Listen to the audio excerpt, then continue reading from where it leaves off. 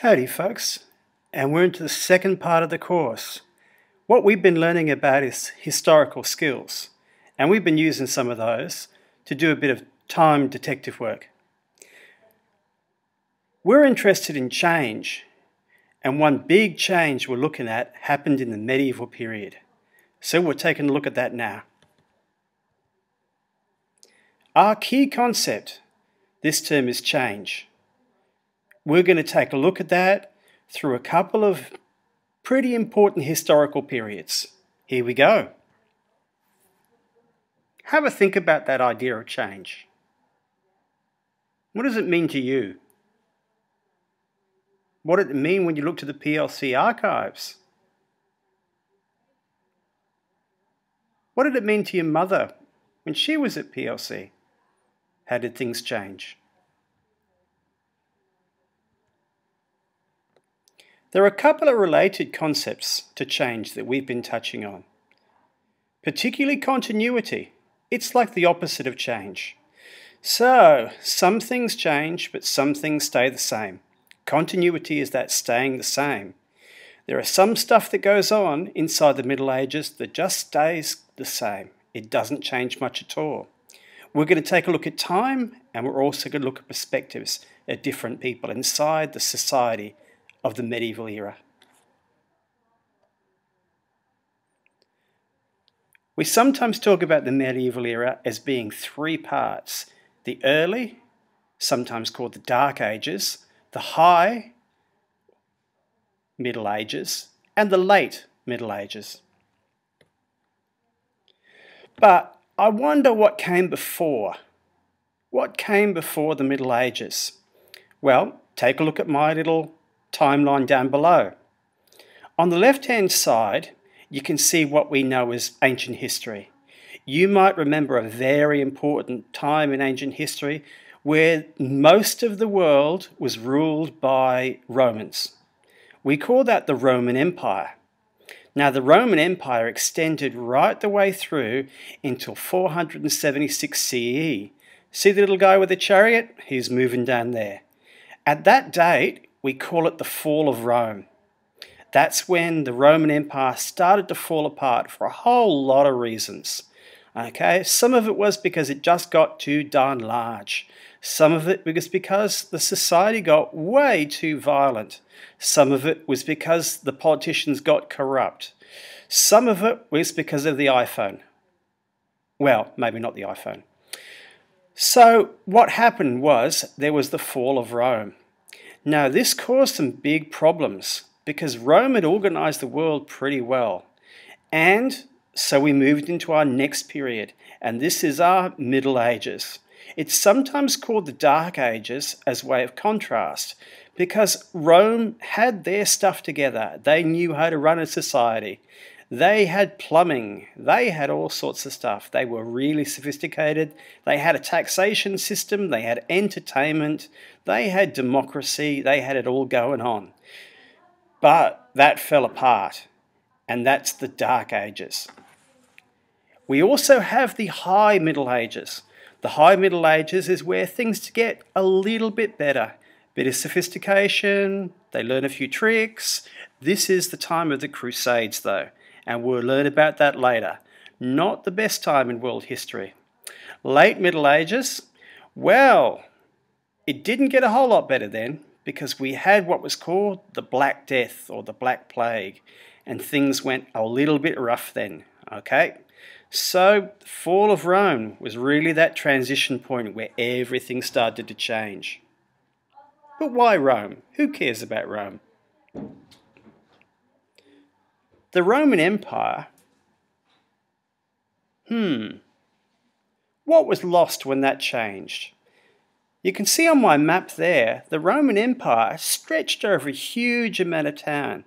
Now, Rome was just this little dot down there. It wasn't even the whole of Italy, okay? And it had stretched right the way over to the left to what now is France, down the way through Germany, over to Spain down there, over to Africa, to Carthage, fighting the elephants, down to Egypt, right the way through to Mesopotamia, right into Greece. Rome took over the whole of the area. Now, if you are a Greek, you may think this is a bad thing. But the thing about the Romans is they knew how to run a society. They really knew how to run a society. So, they knew how things worked. They kept the peace. No one was starting fights when the Romans were in town. There were no skirmishes between kings, or minor princes. When the Romans were in town, they kept order. It was about collecting taxes and none of this silly street fighting, none of this brawling between savages. So the Romans kept charge. But things changed. When the Roman Empire was lost, lots was lost. The Roman Empire kept something going called peace. You know peace. That thing the hippies talk about. Well, the Romans called it Pax Romanus, or peace under the Romans. Now, under that, no one fought wars. Everybody was working for the Romans. Even if you were a soldier, you were probably paid by the Romans. You were a mercenary. Now, things got lost, and that peace started to fall apart. What we call barbarian tribes started to invade and take control over Rome.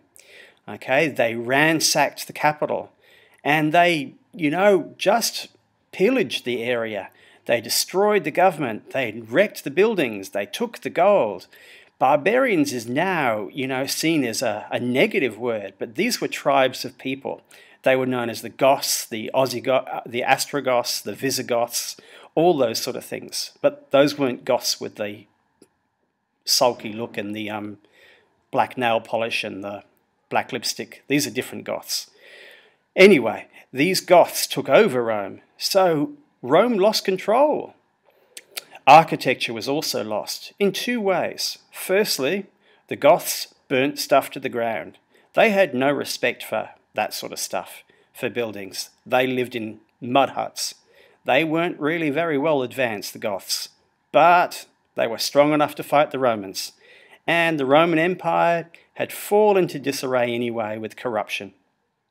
As well as that, when the architecture was knocked down, the Romans kind of lost the idea, and civilization lost the idea of how to make this architecture again, which is really bad news. In fact, it wasn't until another 500 years they rediscovered how to make concrete. Can you believe that? They forgot how to make concrete. As well as that, the books were destroyed.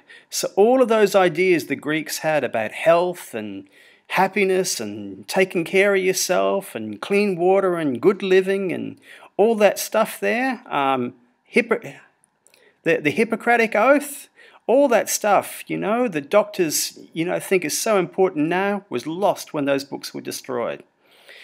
And it was replaced by something. It was replaced by superstition. All that logical thought of the Romans and the Greeks disappeared. People were afraid, and they started to believe just in superstition. The number 13, the lucky clover, the horseshoe, the black cat, a broken mirror. These things are what people started to worry about. They didn't think about things logically anymore. They just panicked at stuff. So the world has started to be changed. No longer was it an orderly, logical society. It was a society run by fear and worry and superstition. Man, that's scary. So, what you're going to do is a bit of investigation. You want to take a look at the Middle Ages, and you want to work out yourself. So, what changed? What stayed the same? What perspectives can we take on this? What perspectives would a peasant have on things in medieval society? What perspective would a king have? What perspective would the clergy have in medieval society? What bias might we see? There are a couple of key medieval events that you might want to investigate. I'm not going to tell you what they are, but these are the big things. Magna Carta, the Crusades, 100-Year War, Black Death, War of the Roses. Changes stayed the same. Take a look. Big medieval topics: the church, crime and punishment, castles, knights, feudalism. Huge changes that took place. What changed? What stayed the same? Now, how are you going to find out about this stuff? Couple of places you can look. Now, you know your digital package. You've got that downloaded onto your laptop. If you haven't, go see your teacher. You've got a wiki. Your wiki starts as soon as you get onto your Safari. Start that up. You can jump onto the wiki. It has info for you. You've got a workbook you downloaded with your digital package. That's got stuff. We've set a Scoop.it site up. The Scoop.it site address is right down below. www.scoopit, blah, blah, blah. You can read. Okay, click on that and that will take you to that area, and it's got all these video clips with groovy things that will tell you about the medieval period. And if you're a fan of horrible histories, there's lots of horrible histories in there. Well, when you've got that information, why not share it with the rest of Year 8? Here are some places you can share.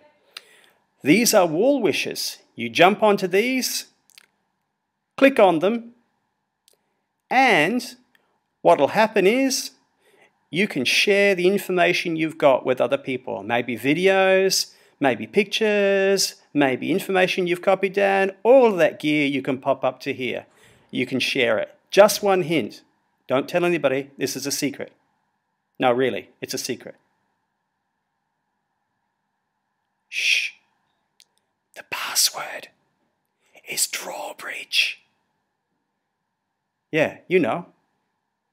Drawbridge. That thing in the castle. Okay? So get out there. Hunt the information down. Find out what changed. Find out what stayed the same.